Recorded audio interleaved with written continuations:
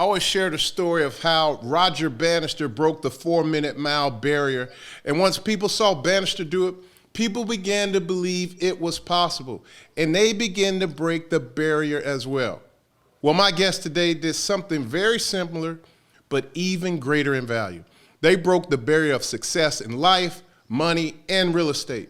They made millions of dollars, traveled the world, and kept their families together. And what's even greater, as I watched them break multiple barriers, I began to believe it was possible for me. People always ask me all the time, who influenced the influencer? Who teaches the teacher? Well, today, ladies and gentlemen, my special guests are two of my greatest influencers. My first guest was a #1 draft pick, Rookie of the Year, Super Bowl champion, ranks 8th all-time in rushing yards, and the Hall of Famer, Jerome "the Bus" Bettis. Thank you, brother. There you go. We also got his good friend and mine as well, his business manager, Jahmal Dokes. There we go.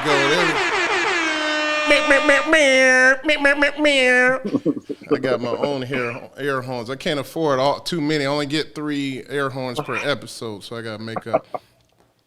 Jerome, man, what's going on, brother? Man, I can't complain. I'm blessed, highly favored, man. Thank you for having me on. I appreciate it, brother. And more importantly, I appreciate the jersey hanging in the rafters. Hey, man, they see that all day. They go like, the bus? You know the bus? we got a nice ride. He gave us a lifelong ride, brother. So, man, we appreciate it. And all because my man Jay Dokes, man, put it all together for us, man. Hey, but look, how you doing, man, Mike? It's good, brother. It's good. I'm glad to see you rocking the 50-story tower building behind you, man. Detroit real estate, man. It's one of those rags to riches stories, kind of like you, Mike. Oh, man. And Detroit's on fire. I remember you could buy a whole block for like $3. Yeah, now it's $3,050,000. So it's the place to be, man. And I'm just so happy that the Renaissance of Detroit has finally taken off, and people aren't so afraid and intimidated by it. And as you know, in real estate, it takes bold chances and opportunities to get in, to see the vision of what things can happen. And we're seeing that here, and we're excited about it, and glad to talk about it. Well, let's get into it. But before I really do a nosedive, man, Jerome, I hear you going back to school to Notre Dame. Man, you crazy? Man, you've been out of school for 30 years, man. You got 2 kids, a wife, entertainment business. I'm proud of you, but why? Why is this so important? And how you going to handle this, man? Well, it's been a challenge. I'm not going to lie to you. It's been tough. Obviously, having not been to school for 27 years and trying to jump right back in it. But for me, it's been a couple things. One was I wanted to complete my degree. And the other part was, obviously my mother and my family and my kids. So I think it was really important for me to do that. And also from a business perspective, it also lends a little bit more credibility from that standpoint. And it doesn't hurt to go back now. I'm looking at school much differently with a lot more information that I have to apply to it. So if, for instance, macroeconomics, I'm looking at it, I understand it much better, very clear now than it would have ever been when I was in school. So I'm looking at some of these things, and now I will be able to implement some things in the business world. That's nice. That's nice. Yeah, I have nightmares going back to school, so that ain't happening. Hey, so look, another big thing, another topic here, man. 78% of NFL players, after they leave the league, they declare bankruptcy. And then even in the NBA, it's like 60% after 5 years. How did you maintain your wealth? And, what did you do so you wouldn't go broke? Well, for me, it was first understanding that the possibility existed, right? That, yeah, you can go broke. It's not going to be a situation where you're not going to have to use money. You're going to always have to spend. So the goal for me was to figure out how can I earn after my career is over. And so what I did was while I was playing, I started a radio show, I started a television show. And the reason I started it wasn't to make the money at that point. It was to learn the business side of it and be more comfortable on television so that in the event my career ended, I would have a second career to go into. And so that was the thinking. And I was always kind of trying to think ahead, saying, hey, the NFL, obviously, it means not for long, right? And so that you have to prepare.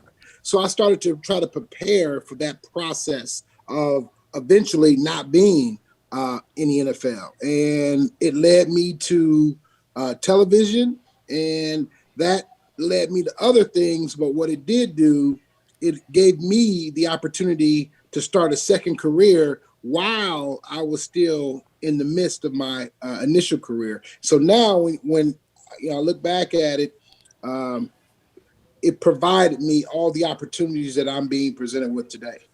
Nice. So what are some of the deals, and Jahmal, I mean, I know you managed a lot of this. What's some of the deals you guys got into? Was it real estate? Was it more entertainment? What you guys do? Well, initially, I mean, it was a little bit of everything, but from the initial part, moving outside of football, it went into entertainment and television, and Jahmal was very central in that process. And so we went about it very strategically in terms of looking for a television agent and all those type of things, and trying to find the right partner in terms of media partner. So we started to go down that road and ultimately initially decided on NBC and went there for a number of years. And it was all gaining experience and know-how and those type of things. But I'll let Jahmal kind of speak to a little bit of that as well. So again, Mike, I would be remiss if I didn't tell your listening audience that not only is Jerome and myself business partners, but we've been best friends since high school. And we've played football together in high school. And we all, as two young, wide-eyed kids, we had a plan that we were going to, eventually come together one day and do business together. We didn't know what kind of business it was going to be. We didn't know where that road was going to lead us to. But we came back after I got my degree from Tuskegee University, TU, right, Mike? That's right, TU. Tuskegee. And we decided that Jerome gave me the opportunity to come in and be his business manager and handle his business affairs. So we wanted to make sure that we went out there and I was able to go out and find opportunities that existed for him outside the football realm in a football field that will allow him to be successful for many years to come. And we've done everything from endorsements to appearances, autograph signings, to now we're transitioning into real estate and making a play in real estate. And one of the first deals real estate deals Jerome did is the Cranberry Square deal. So I'll let it's been great. Tell me about this Cranberry deal. Is that the strip mall you guys did, or is that the condos? That was the strip malls right outside of Pittsburgh in the area there. So we were able to acquire a center, and we had initially, I believe, we had five tenants, and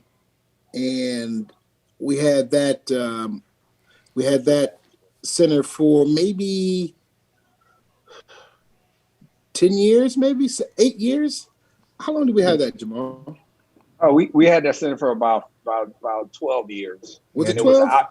Yeah, it was an outland parcel outside of a Walmart.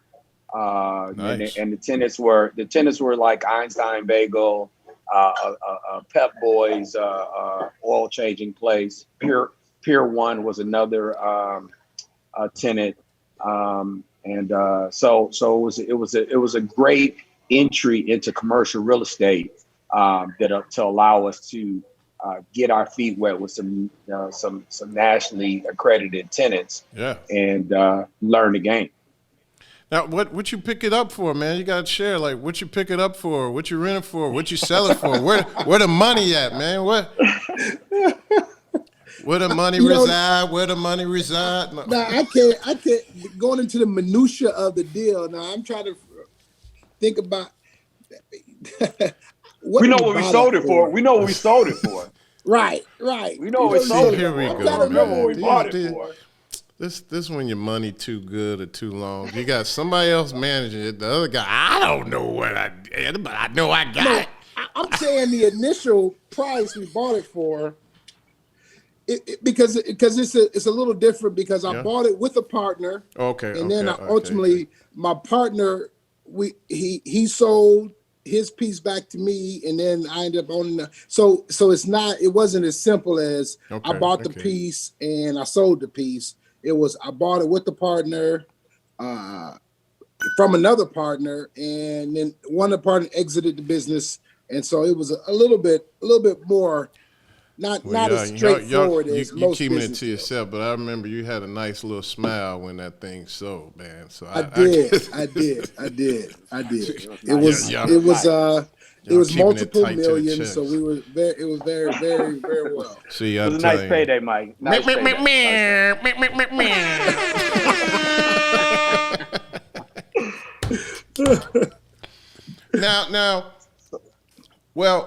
Now you talk about entertainment, man.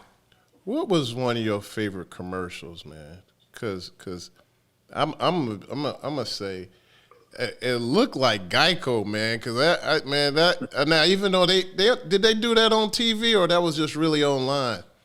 That was on television. Man, that was so funny. It looked like you just had one of the best times ever, man, running people over in flag football. If you haven't seen that, man, look at the Geico flag football Jerome Bettis, man. He living the dream again. That was fun, and it was a great set. You know, it went well, and we had a great time doing it. It wasn't a lot of heavy lifting, so it was a great piece, and obviously the reception, it was very well received from the public standpoint.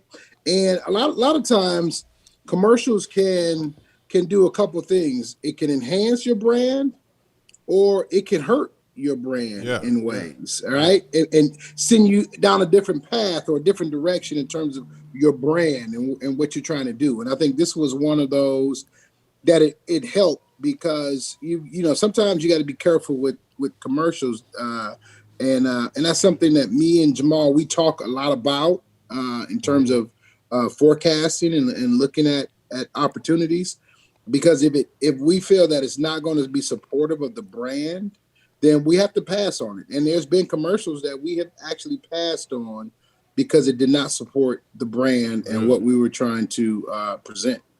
All right. So sometimes it's you talk about the ones you didn't do more so the ones that you did. That's right. So some of the deals you didn't do in entertainment, as far as commercials, the same. They could be the best deals you didn't do in real estate. Oh, absolutely. Definitely. There's been some deals in and around Pittsburgh and Detroit where we had to walk away from and pass on because either the market wasn't prepared, wasn't ready for it, the partnership wasn't structured right, or it was just the timing was bad.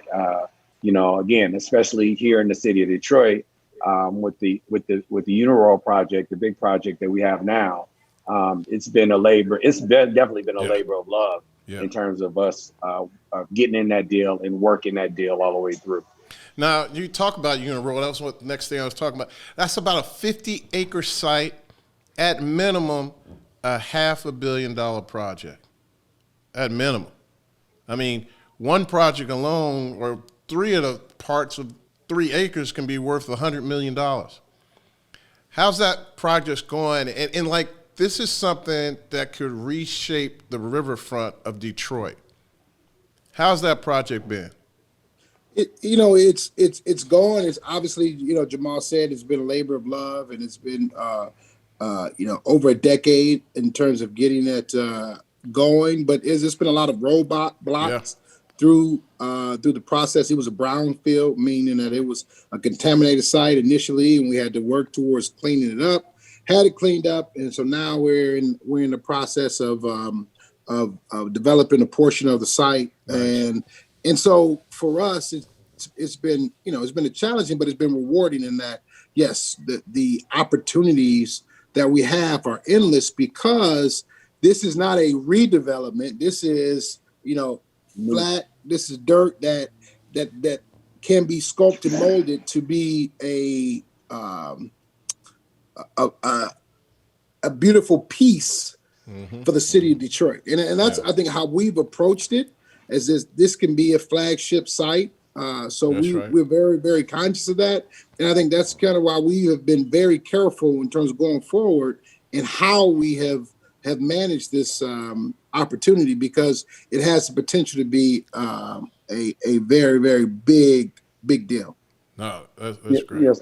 Go ahead. Yeah. Go ahead. No, I was gonna just dovetail on that with Jerome and just say that again, it's a like you said, it's a 44-acre site. This zone residential, so it's gonna be a residential condo entertainment development that we plan to try to create. But it hasn't come overnight. I think that's one thing I think your listeners need to understand in dealing with real estate. It's slow money, but it's for sure money. That's right. No, say it like it is. For show money. It's for show money. It's for show money. It's for show money. It's slow money, but it's for show money. But you have to be willing to sacrifice and put the time and energy and efforts into it, and know that the end result is creating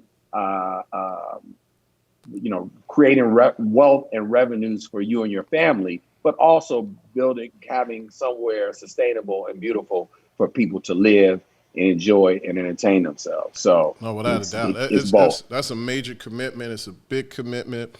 You got another one of your partners in there as well. Is he still rolling? Is Bettis still part of that project too? He is still part of the project, but he's in a different phase of his life. Oh yes, he is. He was over. What is he? I'm not going to just bang on his age, but right now he's in his 70s, and so now he wants to not only transition out this opportunity, but just about all of his opportunities, because he's winding down in terms of his business career. So for us, obviously it's another opportunity to look at a partnership possibly, or go it alone. It just depends on the right situation, and that's what we've been looking at and considering for a little bit. All right. Hey, so what? I got a question here. Yep.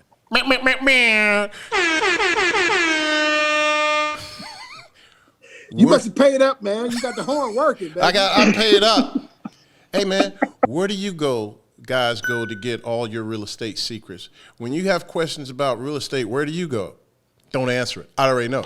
I go from broketomillions.com, where I can get my book where Jerome Bettis wrote The Fort, right here. True story on how I acquired over 1,000 units. Anything you want to learn, go from broketomillions.com. Get it from the book, From Broke to Millions. Now we know. And knowing is half the battle. Hey, man, that wasn't a plug at all, okay? Let's get on to the next one. All right. Hey, so look, you've done a lot of great things in the community. Tell us some of the things you've done. Like, when you made some money, what are some of the nice toys you bought? And then what did you do in the community as well? Well, for me, it was, obviously you buy the things that you always looked at. So I had a poster of Mercedes on my wall when I was in high school. And so I, got a chance to buy the Mercedes. But nice. The first really big purchase I made was I bought my mom and dad a house. And so that was the first thing that I did. And that was special because obviously of the meaning, but to be able to I grew up in Detroit in the That's hood, right. Yeah. and so to provide them with a home, I felt that was success for me, right? To be No. able to put them in a better situation because of what they did for me, that was special. So I got the toys and all those kind of things, but the one big thing that I started in terms of the community and wanting to give back was I started my foundation called the Bus Stops Here Foundation. And the goal was to work with underprivileged and at-risk kids because I was one of those kids growing up. So I know the benefit of a foundation because growing up, I was part of a foundation that helped change my life and it changed my trajectory. So for me, it was how can I do something similar? Because if I can do it, then I know the end result because I am an end result from the help being received. So if I can try to create another end result that looks like me, then it was all worth it. And so that was the goal. And so we have been very active and getting after it. And our latest really pivot has been when the COVID-19 hit. Nobody really saw all of the implications from COVID. But one thing that we saw that was pretty evident pretty early was the lack of resources in our communities in terms of the African American communities and kids that were either at risk or they didn't have the same opportunities, right? So they didn't have access or they didn't have the equipment necessary for school. And people think that, the digital divide was not that great at that moment. But what we realized is that it is a lot greater than we thought. And so one thing that I thought my foundation did, we were able to pivot into raising money to give kids that access and the equipment. So we've been buying laptops like you wouldn't believe and providing the access for kids to get on so that they can be educated. And the part of the problem is if you're not getting the proper education, then there's going to always be a gap in terms of educationally. And when there's an educational gap, then from a society perspective, you're always going to have a second class of a citizen because they are not educated properly. So that's been a big issue for us, and it's been something that we've been very proud to have started and keeping it rolling. And you got another. I mean, that's not just one, but you got even another program, and I know Jahmal's really excited about that one as well. But it got moved to online. What was that? Before I say that, the pivot that we made because of COVID was really because of COVID. Our flagship program, Jahmal is going to speak about. That's what we were so proud about, and really kind of building it from the beginning. And I'll let Jahmal really talk about it. But that was our flagship, and that's kind of purpose driven. Yeah. The COVID was situationally driven. Yeah. So our purpose driven project, I'll let Jahmal talk about it. So I can't speak about the foundation without speaking about its mission. It's to provide at-risk kids the opportunity to succeed in life through education and recreation, right? So all our programs and the things that we implement are centered around helping at-risk kids succeed. And we were working on a program through the support of the Ford Motor Company Fund, where we were teaching kids entrepreneurship and how to use technology to create, build, and run a business using technology like websites and coding websites and creating sourcing and creating products that they can then go out and sell. So we basically taught kids how to build and run a business. That's because right. we believe entrepreneurship, Michael, like you know, it's a survival skill. For kids nowadays, it's not about going to work and work for 40 years and get the gold watch and a pension at the end of the day. That day is gone. That was the yesterday. Today's innovation is the gig economy. How do I have what's my side hustle? Is it real estate? Is it Uber? Is it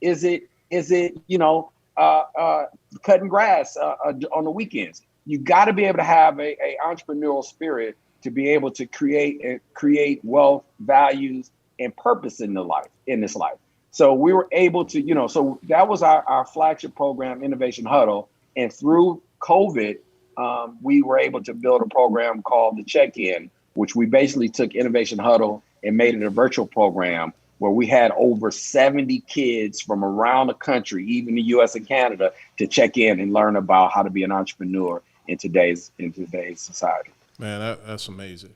Jerome and Jahmal, but this one to you, Jerome, man, what I really love is this is nothing you just started doing. You've been doing this your whole career. I think one of your best that you don't even realize, you changed your inner community, not just your, as we say, macro, everything. Yeah. You changed it in your inner core. I think one of your best was about 25 years ago, man. I think this kid, he moved to Chicago. He got a salary of $26,000, which was about $2,000 a month, was living in a $1,500 a month apartment 25 years ago, and you pulled him out to make him your business manager. Now, that was one of the best human investments of capital I saw, because truly, I don't want to get all sappy, but working with your best friend, Jahmal, and then just opening doors and sharing your life, your ride. Like, come on, guys, this is how it works. We got to see you in action, and truly, it made me a believer that anything was possible.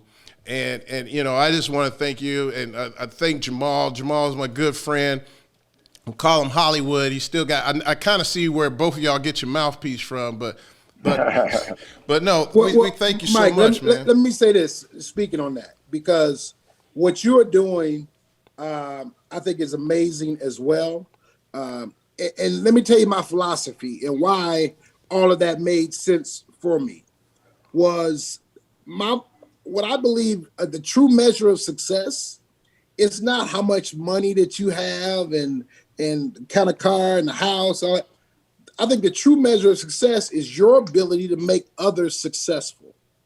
And my goal was not only for me to be successful, but all the people around me, I wanted them to be successful as well, right? Because if you're hanging around 9 broke people, you're gonna be the 10th, right? So let me create some wealth for my guys too, so that we all have success. And so that was always the mindset. So that was, hey, you know what? I want to now create that opportunity for you to be successful. And that goes back to the opportunity that were presented to me. See, it all comes from the same kind of tree.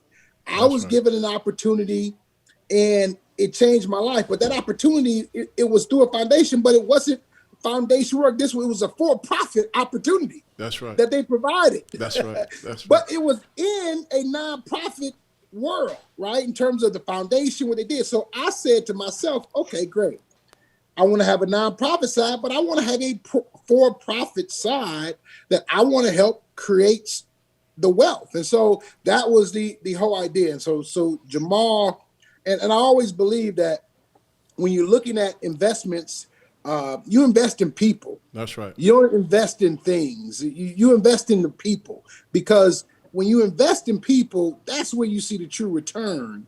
And so my goal was to invest in Jahmal because I knew the return had the potential to be huge, and I was 100% correct. That's right. Because not only has the return been huge, he's been able to create more return on the initial investment than I could have ever thought, because he's taken that same philosophy and now he's doing the same things with the people that he's surrounding and he's putting his arms around. And what I see you doing the exact same thing in terms of giving of yourself to now give others the opportunity to be successful. And I think that's really the true measure of success. That's right. That's right. No, I couldn't agree more, man.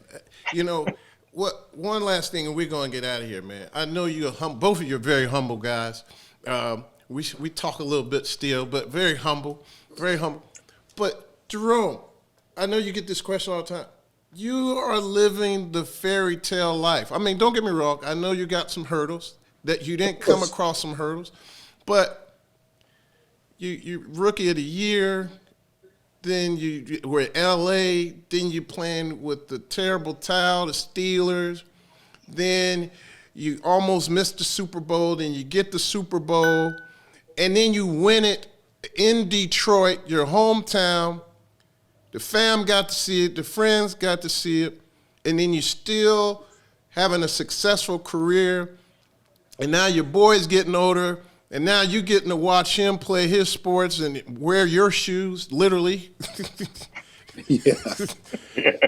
I mean, you gave one of the best speeches, I think. I think they're still a top 5. I think it's a top 5 Hall of Fame speech. I mean, where do you go from here?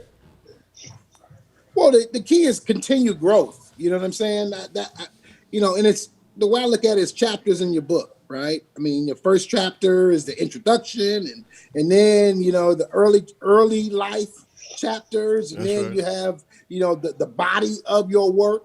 And then you have, the latter parts where you're wrapping it up. Right. And so and I gave a speech a while ago to a commencement speech. And the whole idea was learn, earn, and return.